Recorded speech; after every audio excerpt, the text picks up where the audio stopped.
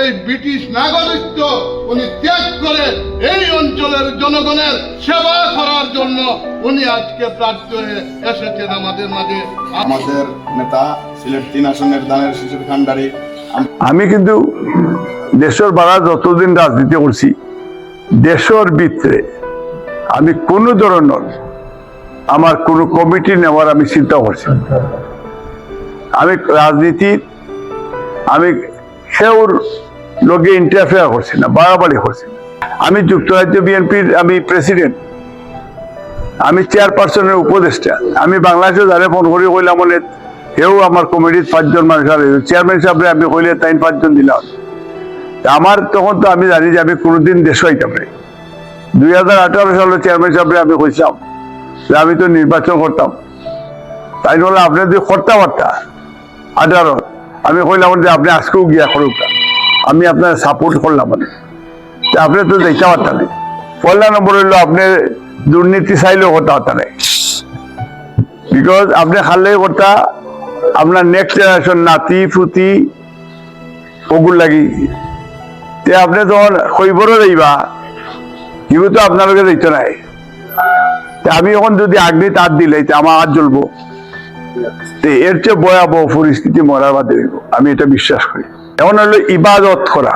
ইবাদত করতে হলে আপনার মানুষের সেবা করা, যেটা বেগম খালেদা জিয়ার আমি কথা দিচ্ছি। আর আমি যদি আপনারা সেবা করিয়া যদি মরিতে আমার দোনারাত চবাইবা।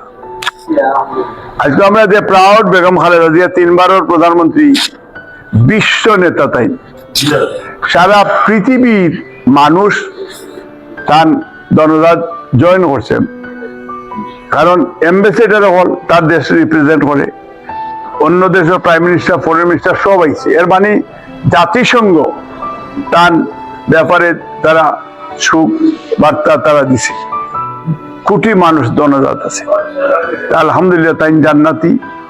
জিয়াউর রহমানের সময় কোটি মানুষ, আরাফাত রহমান কখন তারা যত লাখো মানুষ। বিএনপি রে মানুষের বালা পায়।